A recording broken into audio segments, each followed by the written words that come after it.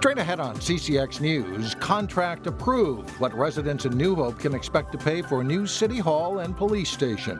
Plus, a man who helped Brooklyn Center with a long list of development projects says it's time to retire.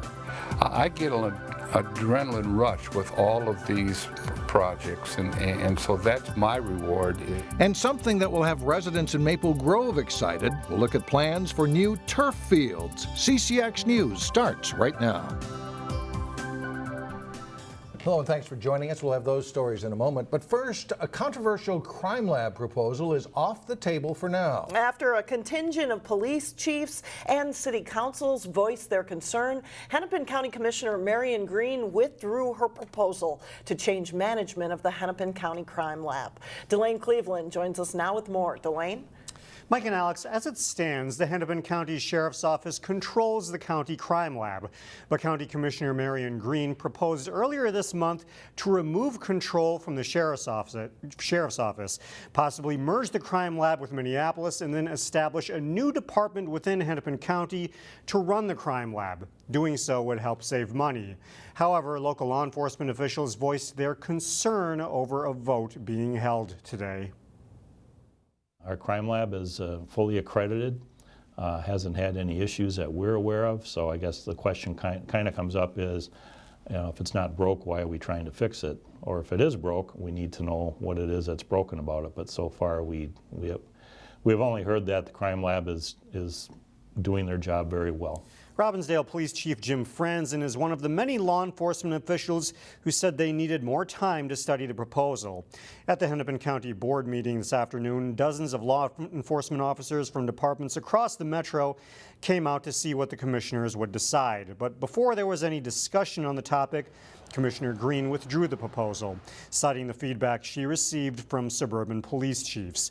At a news conference that followed the withdrawal, Hennepin County Sheriff Rich Stanek called the decision a win. If this would have taken effect, whether it's January 1st or the revised amendment March 1st, it would have thrown things into chaos across the county. It simply was not well thought out, and we explained this to the commissioners one-on-one as well as collectively. Meanwhile, Commissioner Green said that the county is still interested in exploring the idea of having the crime lab run by county administration. And over the next several weeks, she plans to craft an open and transparent process to revisit the issue sometime in 2018. Mike and Alex? All right, Delane, thank you. The city of Brooklyn Center is trying to attract more restaurants. But to do that, the city is changing its liquor ordinance. According to city officials, Brooklyn Center has one of the lowest number of establishments licensed to serve alcohol when compared to 12 nearby cities. The city also charges higher fees and requires higher food to liquor sales ratios. But now that is all going to change. The city council approved lowering the fee to obtain a license by more than half. It's currently $14,000. It would be lowered to $6,500. Brooklyn Center would also require 30% of revenue to be generated from food sales. That's much lower than its current fee system. The proposal models other nearby cities, and another big change is moving up the last call time. Restaurants would be required to stop serving liquor at 1 a.m. instead of the current 2 a.m. time. 48% of the police calls in the city come between 1 and 4 a.m.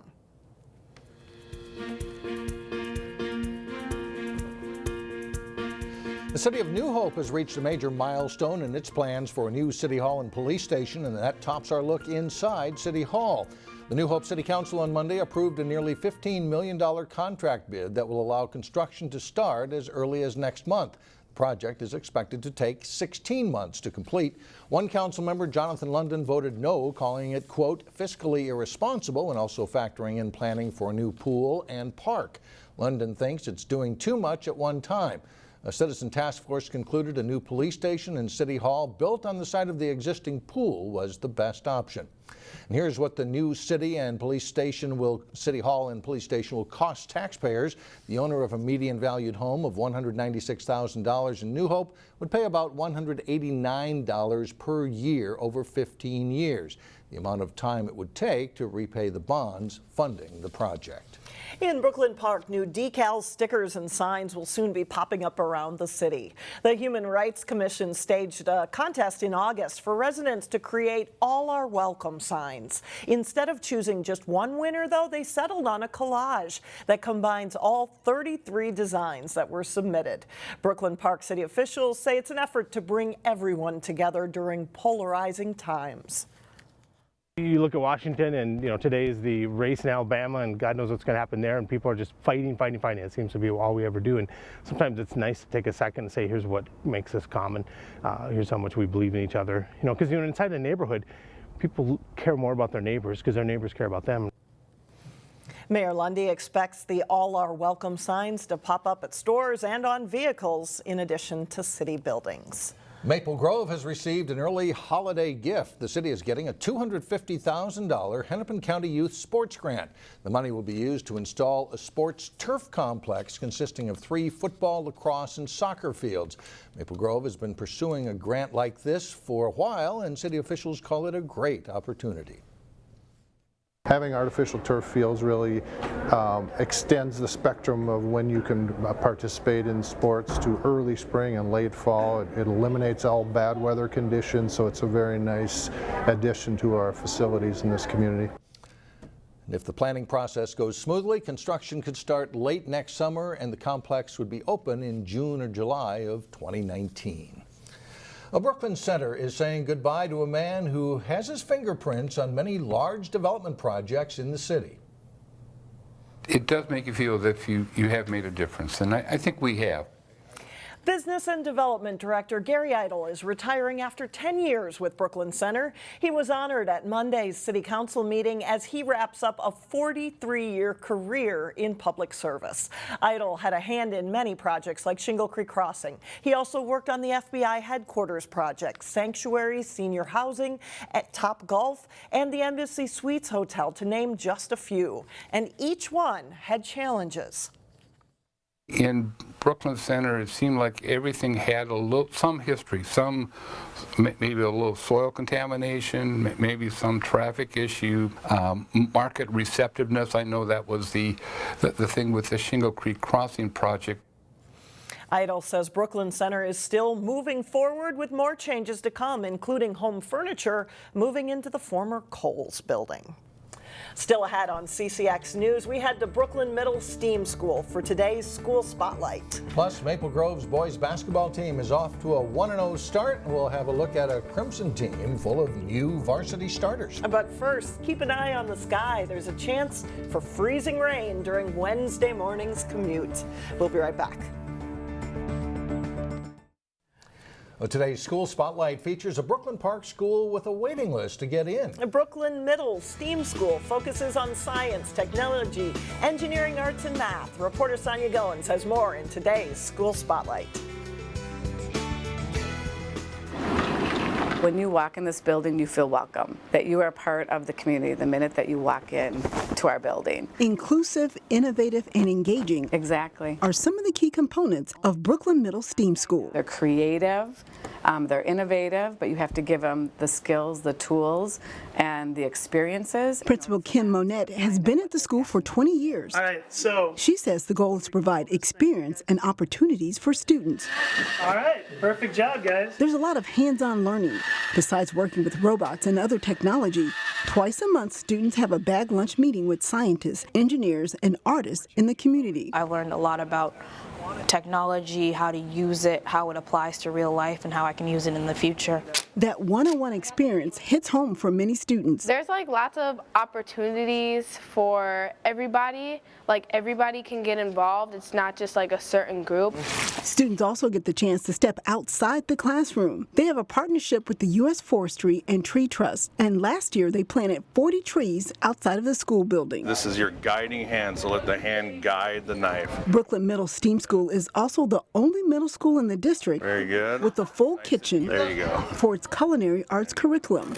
A program called I Engineer allows the students to be in charge. We meet every Wednesday and we get together and talk about things that need to be fixed in the school. Chapter 9's on what page, guys? The Magna School also offers core classes like English and history. So for him, it's strength. Teachers say they are passionate about helping students to succeed. I just love working with kids and love seeing the changes and seeing the kids have that aha moment and stuff like that, how they've taken what they've learned in the classroom, maybe make it relevant and stuff like that, applied it to their experience and made it theirs. Parents are also passionate. So our boys all started at the magnet program, the STEM program at Weaver Lake. Jennifer Granter says she wanted to make sure her 3 boys continued their science backgrounds, so she enrolled them at Brooklyn STEAM Middle School. I think it's not only the STEM piece of it, which all of us know that there's a big talent gap in STEM and there's a huge opportunity there for our young students to move into those careers, but it's also what they learn about themselves. Kids have had many opportunities. Encouraging students to reach for the stars and become all they can be is what makes Brooklyn Middle STEAM School special. That they're prepared for high school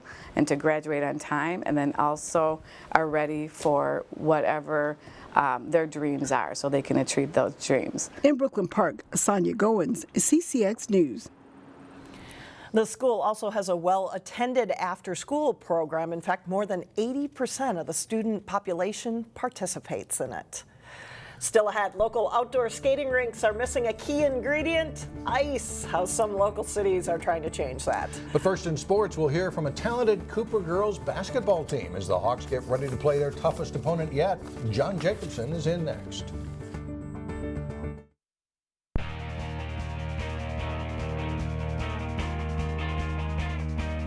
I'm John Jacobson with sports. Maple Grove was one of the state's best boys basketball teams last winter.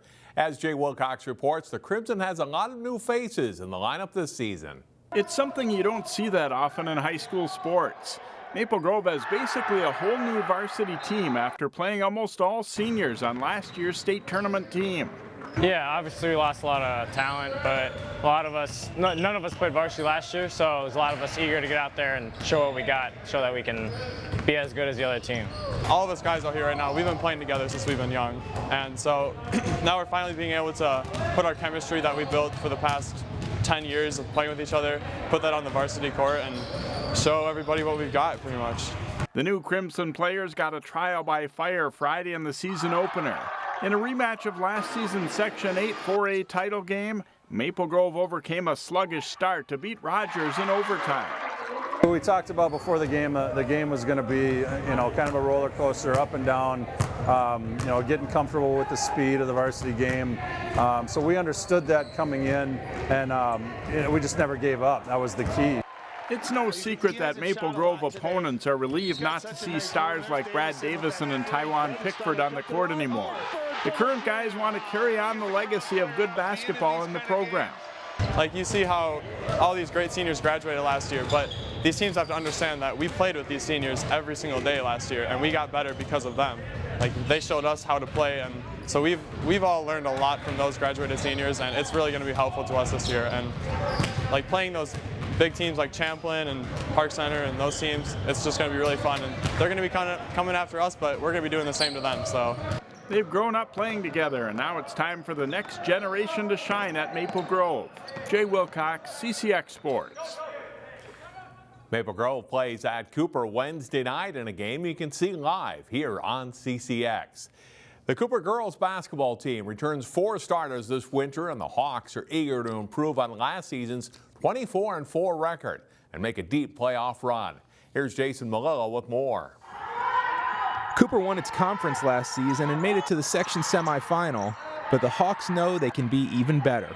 Oh yeah, it's a real big motivator. We just want to we made it kind of far, we want to make it further this time, and so we're going to work harder to make it to where we want to go. Cooper has a lot of versatile players, girls that are smart and athletic. To that end, the Hawks will aim to push opposing teams every game. Really our tempo at what we play. We're really working on execution and just making sure that we're really sharp, but we have a lot of athleticism on our team. We're really quick, so we like to pressure the ball and play stealth defense. I think that's one of our main goals. So we're really focusing on like offense this year, executing our sets and just being successful in the half court. We don't want teams to get comfortable with anything or set up, so we like to push the tempo, play fast, and do what we got to do. Hawks junior Asia Wheeler recently set a personal milestone when she recorded her 1,000th career point. It was a big accomplishment for me. I'm not really a scoring person. I don't really focus on scoring. Scoring doesn't always win the games. Defense wins games. So that was big. But Wheeler's main focus is helping to lead Cooper to the state tournament. She believes this team has the work ethic, skill, and team chemistry to make that run to Target Center. Jason Malillo, CCX Sports. The Hawks are in Class 3A for the postseason this year, and they get a big test tonight, Tuesday, when they host Hopkins, a top-ranked team in Class 4A.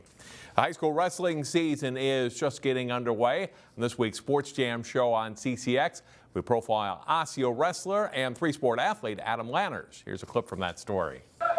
Adam Lanners says the years he spent at Osseo have gone by pretty quickly. The three-sport athlete is in his 6th and final year of wrestling at the school. The senior has left an impression on his teammates and coaches. Adam's a rock-solid individual that's very, very reliable. You never miss a beat with him. No matter what, he's there every single day. He's always early, and he's always a guy that you can look for veteran leadership, guidance, assistance, anything you ever ask of him, he'll do with a smile. I've been around here for a long time, and just as the seasons go on, it's like it's not going very fast, and now I'm a senior and it just feels like I was in 7th grade last year. So it's been a cool experience to kind of see all my older friends and brother grow up through the high school, and now I'm the senior and I'm the older one. So Adam is wrestling at 170 pounds this year and has a shot at reaching a state tournament for the first time. You can see the rest of that story, plus the week's top prep highlights and more this week on Sports Jam. It airs through Wednesday at 3:30, 6:30, and 9:30 p.m. And live boys basketball tonight, Tuesday on CCX at 7 o'clock as Champlin Park hosts Hopkins. That's all for sports. Alex and Mike, back to you. All right, thanks a lot, John. Up next, a city effort to make ice. Yeah, we'll show you when some local skating rinks could be open coming up next. And finally, a little behind-the-scenes look at how winter fun is made. They're preparing the ice rinks at New Hope's Lions Park this week. There is a general skating rink and a hockey rink at this park, and there's 5 other outdoor skating rinks in New Hope. Public Works crews have been building a good base layer of ice at each park, but they need more cold weather to put the finishing touches on the rinks by December 15th. That's Friday, and that's their annual target date to have the rinks open. Like we got only a week to go, and it's going to be tight. So hopefully we get a little bit more cold weather, so it freezes up for them. But yeah, it seems like every year it gets to be a little bit further and further back. The ice needs to get thick enough so they can drive equipment out onto the rink to shave it and hot seal it, much like the work that a Zamboni does. So hope for good weather. And he said all the kids are out there once those rinks open. Yeah, so. But it's iffy this time of year. True. Snow dependent. Could be too warm. And yeah, we'll see what happens. That's right. That does it for us. Thanks for joining us. See you back here again tomorrow.